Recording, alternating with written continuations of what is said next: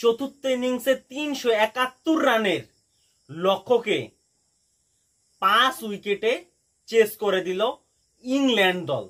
একটা অবিশ্বাস্য run chase চতুর্থ ইনিংসে এবং টেস্ট ক্রিকেটে, যেটা দেখে আমার মাথা কোনো কাজ করতেছে না।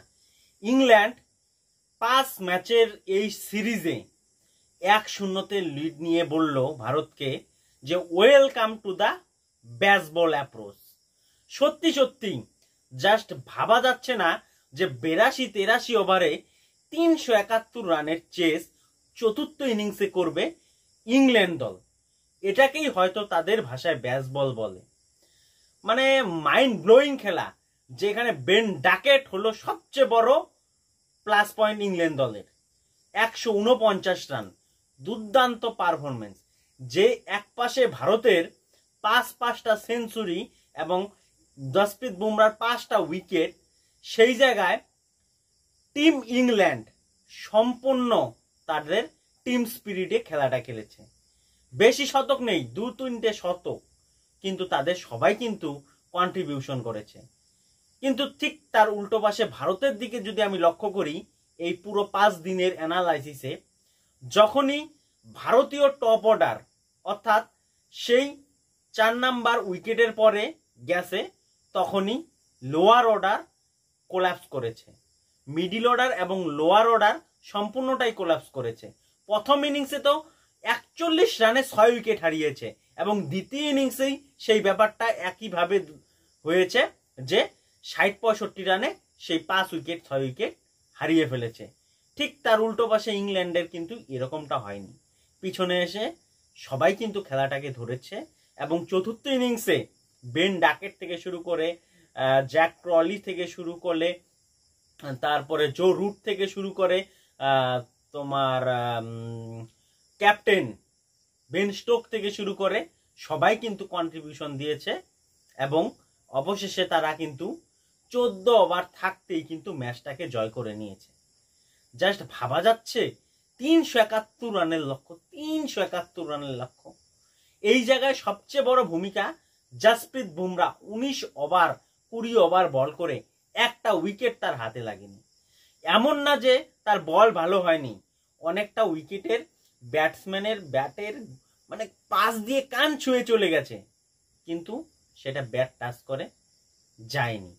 ঠিক যেমন 2023 ওয়ার্ল্ড কাপে ট্রেভিস হেডের সাথে এরকম হয়েছিল। ব্যাট ছুঁয়ে ছুঁয়ে বল যায় কিন্তু ব্যাটে টাচ হয় না, স্লিপে ক্যাচ যায় না, কিপিংয়ে ক্যাচ যায় না।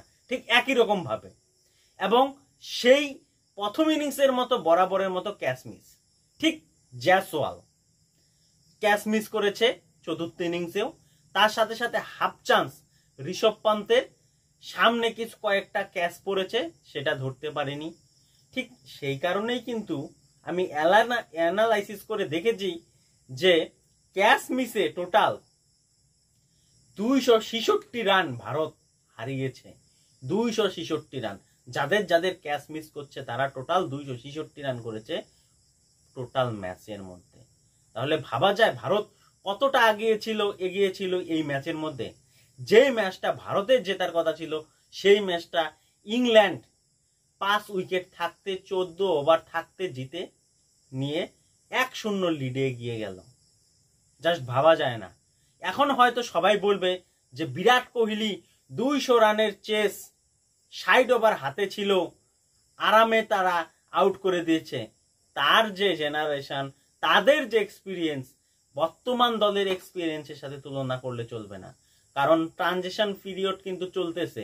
শুভমন গিল এই তার প্রথম টেস্ট ক্যাপ্টেন্সি, সে অনেক শেখার বাকি আছে এবং সে শিখবে। কিন্তু যেইভাবে যাওয়ার আগে আমরা ভারতীয় ব্যাটিংয়ে চিন্তা আমাদের ছিল, সেই চিন্তাটা কিন্তু অন্ততপক্ষে কেটেছে। ভেবেছিলাম যে ভারতীয় বোলিং অ্যাটাক এই ইংল্যান্ড সিরিজে সবচেয়ে ভালো করবে, কিন্তু তার উল্টোটা হয়ে গেল। ভারতীয় ব্যাটিং অ্যাটাক ভালো করলো কিন্তু বোলিং অ্যাটাক ঠিক সেরকম ভাবে কাজ করতে পারলো না। যদিও প্রথম ইনিংসে করেছে তবুও অনেক রান দিয়েছে। ঠিক দ্বিতীয় ইনিংসে একই রকম বোলিং অ্যাটাক কোনো কাজ করতে পারেনি এবং ম্যাচটা হেরেছি। প্রথম উইকেটে যে 177-180 রানের যে পার্টনারশিপটা হয়ে গেছে সেই জায়গায় তো ম্যাচ হারা, তারপর প্রসিদ্ধ কৃষ্ণার উইকেট, পরে লর্ড শার্দুলের উইকেট, সেইগুলো দিয়ে কিন্তু ম্যাচ জেতা যায় না।